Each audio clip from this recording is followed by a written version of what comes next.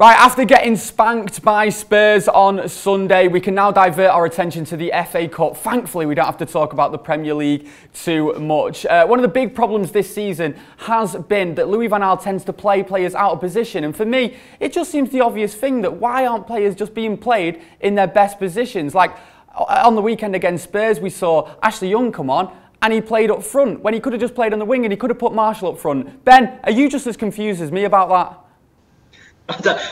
My whole point after that game was what on earth are they doing in training to think that the second striking option, against Spurs was to throw Ashley Young on up front? What are they doing to sort of convince themselves that that's even an option? I would take a 20% fit Wayne Rooney up front than Ashley Young up front. It's laughable.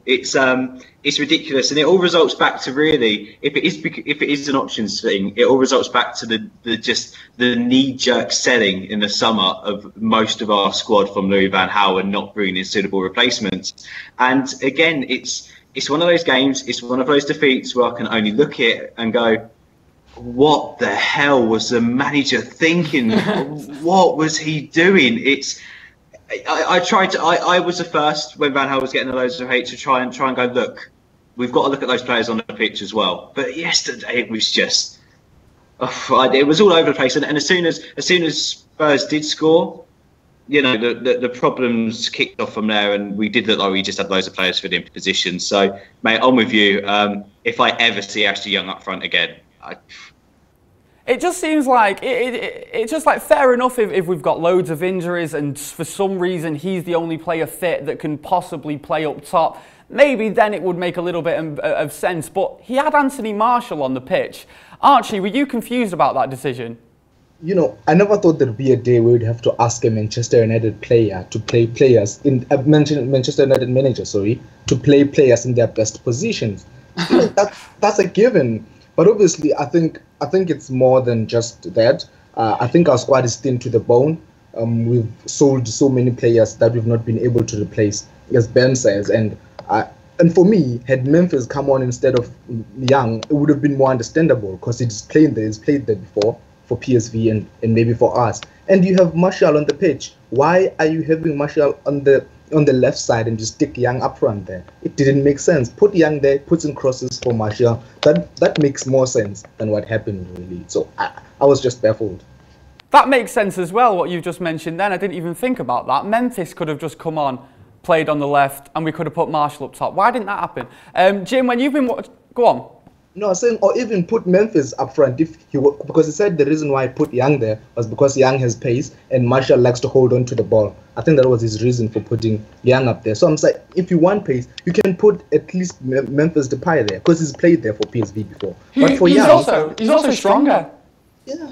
I was going to say, I was going to make that point as well, guys. The baffling thing about the first game is the fact that he put Ashley Young, this schoolboy figured footballer, up against Vertonghen and Alderweireld when we had this absolute tank who can also play up front sitting on the bench. Now, I'm not saying Memphis, is going to set the world alight playing up front, but when he did play for us, he scored a goal. And on top of that, he is physically so much stronger than Ashley Young. I think one of their goals came from Young being weak. He got absolutely barged off the ball. So it's baffling. Absolutely baffling. It was the Watford game, wasn't it, where he played really well up front, and I don't understand why he hasn't come on instead of Ashley Young. Jim, when you've seen Manchester United this season, do you think they look dysfunctional with players in the wrong positions? Can you tell? I've tried not to watch Manchester United too much this season, unless I really needed to get to sleep. Fair enough, understandable actually. Yeah, he's done it all season. It doesn't seem to make much sense. I don't know what it is with Louis van Gaal. Maybe he wants to be kind of considered a tactical genius when something comes off where he plays a player in the wrong position and suddenly someone goes, I would have never thought of that. That worked really well. But it does seem inexplicable at times. And you saw it at the start of the season with Daley Blind playing out of position and looking rubbish. And then he moves into centre-back and he's had a great season since then. It doesn't make any sense when there are players available. And like you say, with the Martial-Young combination, just switch them round and they're both playing in the natural positions. So it doesn't make sense why he makes these changes. And I can't count. Go on, Archie. I'd like to add to what Jim is saying. I think LVG likes to make these odd tactical changes. that if they work out, they make him genius, but if they don't, they make him look ridiculous.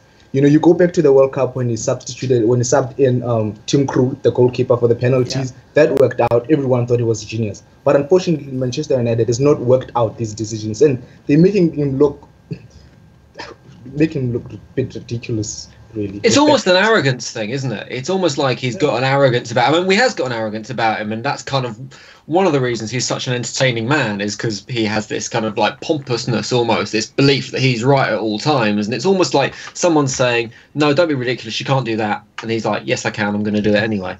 It's weird.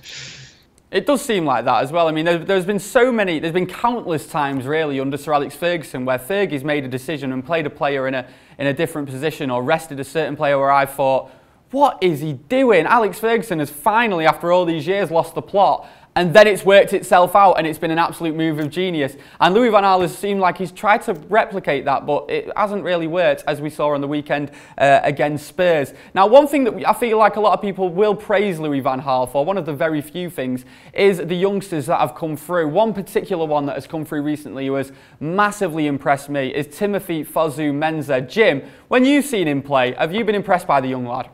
I've seen very little of him, but from what I have seen, he looks like a proper United fullback. He's one of those players that sort of gets forward, takes the ball forward, takes on players and gives them that width that they would have had back in the day under Alex Ferguson. But yeah, I mean, it's one of those players that you look at United now that's getting in the team that's actually sort of starting to make a difference. And it feels like it's a shame that it doesn't feel like those players would have got that chance if it hadn't been for injury. It wasn't part of the plan to be playing Rashford and this guy and these other youngsters. It seems to be almost like a byproduct of problems rather than actually a plan to bring through decent young players.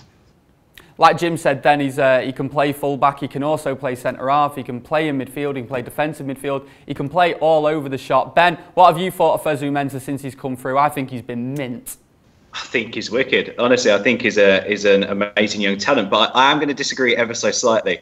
I don't see him as a right back or left back. I think it'd be a waste of talent playing him right back or left back. I think against Spurs he was brilliant. I think he had an amazing game, and I'm not putting down on the performance, but Juan Mata sort of didn't help him at all when he needed the help, because Fosu-Mensah is naturally a centrally gifted player. He's always played in the middle of the park. He's always played at the centre back. You know, Howson has been paraded for him to play central midfield because he's a box-to-box type player, but he can also do the dirty work at the back. There's a few times against Spurs where he steps inside ever so slightly because he has those centre-back instincts about him. And, you know, that tackle on which saved Rojo's arse in the first half, I want to say, he was towards the left-hand side of the pitch when he shouldn't even been over there. But he was there because he was covering. And that just goes to show that, you know, he's meant to be at the right-back position. He was all the way over by the left-back position because he was thinking he was playing left centre-back.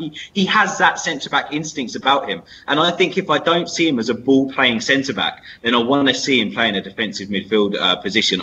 Unless we're now going to play him there every game to the end of the season for him to sort of learn the right-back spot, I don't want to see him there again. I want to see him play going back to in his natural position. Natural position. Well, what does that even mean, natural position? I don't know what you could possibly mean where there. He wants to play. Where he wants to play. Where he feels comfortable. Should I say that Louis van Gaal probably doesn't know what you mean there? Archie, we pretty much fell apart against Spurs as soon as Fosu-Mensah went off injured. If he is fit, is he one of the first names on the team sheet for you now? I think when you look at how he's developed and how he's grown into the team, it would not make sense for him not to be. When you look at Damian, you know, he's been a bit suspect every time he's played lately. Also against Spurs when he came on for Mensah, he looked out of pace. And I do think I would put him, he would be one of the first people on the team sheet. You know, he's got almost everything a defender needs. He's got strength, he's got pace, he can read the game very well. And I'm saying that if his development is not hindered by probably the next Manchester United manager, we having a top defender for years to come. The thing is as well that's quite depressing is he's only a couple of years younger than me and he's there starting for Man United and here I am talking to you lot. Great. Ben, give us your starting 11 for the next game, for the West Ham game. How very dare you? How old are you again? Right, anyway, let's go on. Starting 11, okay. Let's go on. About Ashley Young up front. No Van Gaal, Ashley Young being goal. We'll go David De Gea, shall we? I don't know the Fosu-Mensah situation. He went off a little bit injured, but there's been nothing so far. So I'm going to presume that he is fit to play. I'm going to change it up a little bit. I'm also going to presume that Cameron Borthwick-Jackson's fit to start as well. So I'm going to say, look, let's go Darmian right back.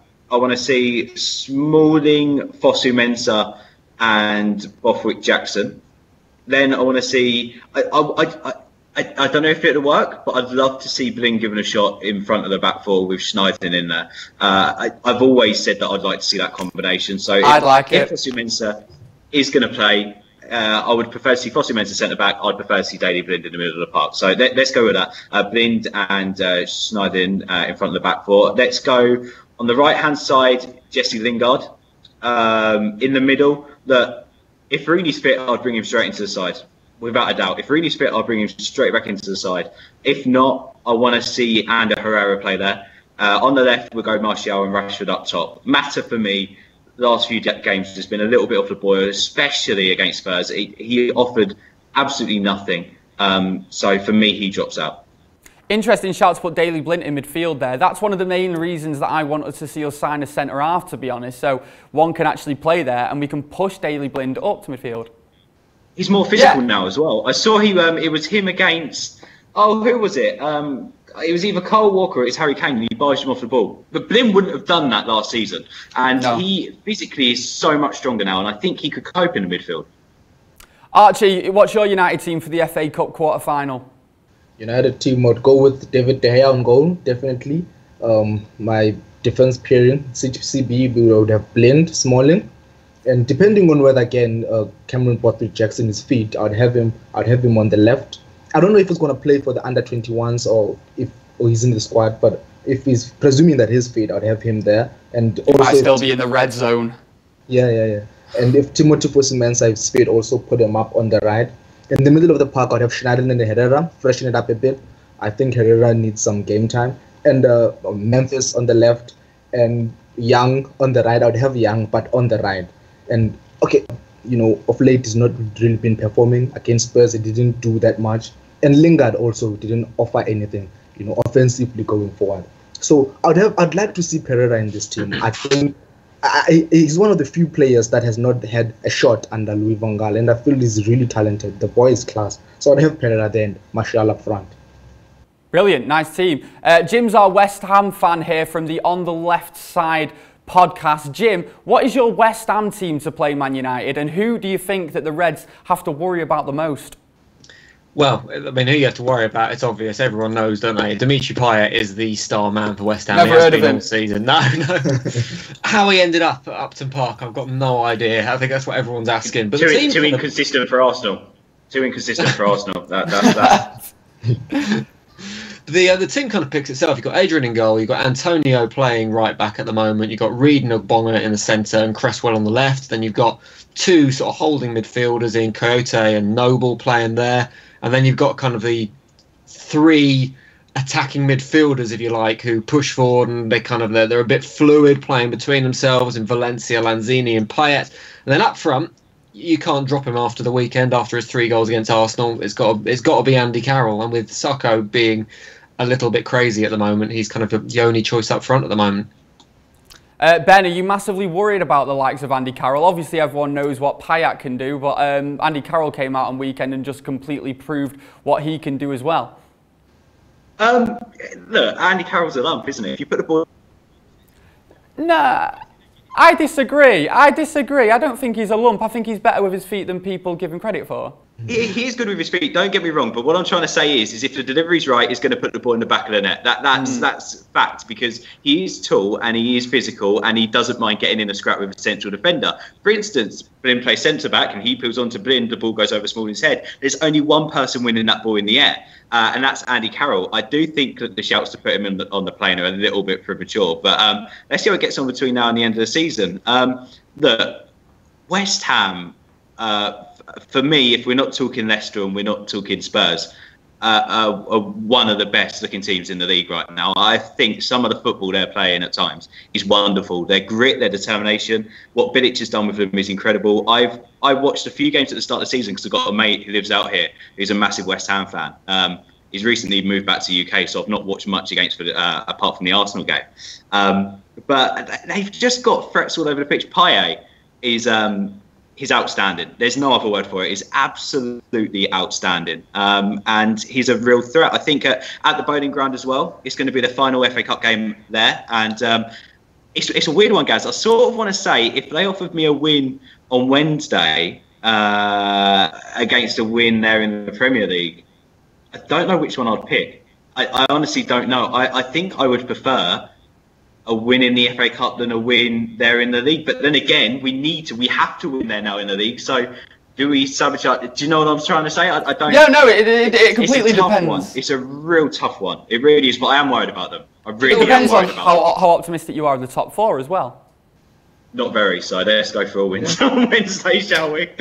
Do you know what it is about West Ham this year that's made the real difference that I've not seen in a West Ham squad in a long, long time is we've got a balance in the team, that we've got the right players playing in the right positions. You're listening, Van Hal. That's how it works. Yeah, exactly. And we've got competition. So when players have got injured or dropped out, other players have come in. And then, on top of that, we've got two players who are just supremely talented in Lanzini, who if Payet wasn't there, would be the star of that team. Lanzini and Payet, who are both danger men, who have got that little thing that we haven't had since Paolo Di Canio was at the club, that can just make stuff happen, that suddenly can turn a game like that. Have got the tricks or a little bit of magic or a free kick, and it's just there's a balance in that team with a little bit of magic as well, and it just seems to work at the moment. It's making us look exciting, threatening, and solid all at the same time. Archie, these guys have essentially just said how good West Ham are, so I'm hoping you give me a bit of optimism and tell me how we can deal with these players. How we can deal with these players with this Manchester how can we shut them up? Yeah, nobody knows with our team. For all you know, Smalling might play up front because of his good heading ability. Never know with me. So obviously it's going to be hard. But I think our centre back pairing has sort of done well against these top strikers. I was talking that the other day. I was like, when you look at Daley Blind, for example, every time he's come against all these strikers that we thought would overpower him, he's actually done well, to our surprise, and I think you will also allude to the fact that he's more physical now, So I think we could deal better with Andy Carroll more than perhaps Arsenal did. I would like to think. I think Smalling and Blind would sort of deal well with him. And going forward, you look at our midfield. I think if Herrera plays, it will be a sort of our engine. At least will make us play the ball a bit. And depending on who we play at number 10 role, if it is Pereira, we will be looking to be much better offensively. Memphis will have a lot of game time recently, and Young also. So I do think that we can actually go put up a show there. But which team will pitch, which Manchester United will come up, we don't know. The Manchester United that won at Everton 3-0, or the Manchester United that played against Spurs, no. Exactly. That's what I like to hear as well. Solutions, not problems from Archie. Archie, what is your score? What is your prediction for the game? My prediction is 2-1. Mike Smalling, header. Anthony Martial, 2-1 United. Go through. Happy days. Well, Smalling's going to get a goal because he's playing up front, isn't he? Ben, what's your score? Oh, man, I don't know. Let's keep Payet quiet and Lanzini quiet and put Daley Blind on a ladder up against Carroll, and I think we'll win. I'll say 2-1 as well. I reckon they'll score. We need to outscore them, but it's going to be difficult, mate. It's going to be properly difficult. We've got to really go there with a proper game plan and no messing about like we have done recently. So I'm going to say 2-1 as well. I think it's going to be very tight, very tight. Jim, are you guys confident? Can you beat United?